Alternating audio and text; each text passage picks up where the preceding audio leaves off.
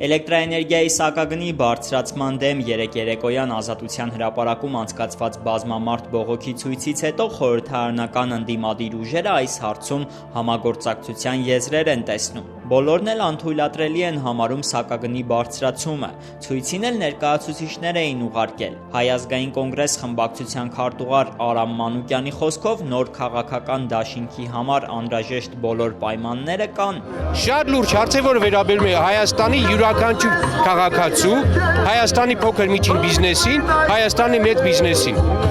Եվ ավելին, եթե այս հարցի շուրջ չենք հավաքվելու, բայց ինչ է լինելու, որ հավաքվենք։ Ընդդիմադիր ժառանգությունում նույնպես սակագնի հնարավոր բարձրացումը անընդունելի են համարում։ Վստահ են, որ փողոցային պայքարի միջոցով հնարավոր է հասնել հաջողության։ Կուսակցության փոխնախագահ Արմեն Մարտիրոսյանի կարծիքով երեկվա ցույցը լավ մեկնարկ էր։ Հանրահավաքները պետք է շարունակվեն, իրենք էլ պատրաստ են քննարկել քաղաքական դաշտում միասնական քայլեր նախաձեռնելու հարցը։ Հիմքը գոյություն ունի։ Կդառնա դա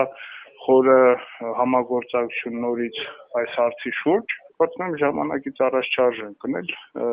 ժամանակը ցույց կտա։ Բարգավաճ Հայաստանն էլ է պատրաստ համագործակցության, այսօր Ազատության հետ զրույցում ասաց կուսակցության ղեկավար Նաիրա Զոհրաբյանը, միաժամանակ ընդգծելով Բարգավաճ Հայաստանը ռեալիստ քաղաքական ուժ է, իրենք հասկանում են, որ ի վերջո սակագինը բարձրանալու է, ուստի որպես խնդրի լուծում հանրային ծառայությունները կարգավորող հանձնաժողովին առաջարկների փաթեթ են ներկայացրել։ Մենք ներկայացրել ենք մասնագիտական հաշվարկ հանրային ծառայությունները կարգավորող հանձնաժողովին, թե ինչպես անել, որ հնարավոր թանկացումը չազդի Հայաստանի Հանրապետության սպառողի վրա։ Զոհրաբյանը ասաց, որ պայքարելու են նաև քաղաքական դաշտում։ Նրա կարծիքով այս հարցով գործնականում արդեն համագործակցում են։ 3-4 ուժերի ներկայացուցիչները հրապարակում էին։ Դրանից առաջ էլ այս հարցով հանդիպել են Ժառանգության, Դաշնակցության եւ Հայ ազգային կոնգրեսի ներկայացուցիչների հետ ու որոշել, որ մասնակցելու են առաջիկա օրերին տեղի ունենալիք խորհրդարանական լսումներին, որի արդյունքներից էլ կախված կլինեն հետագա քայլերը։ Մեր օրակարգից մենք չենք անել նաև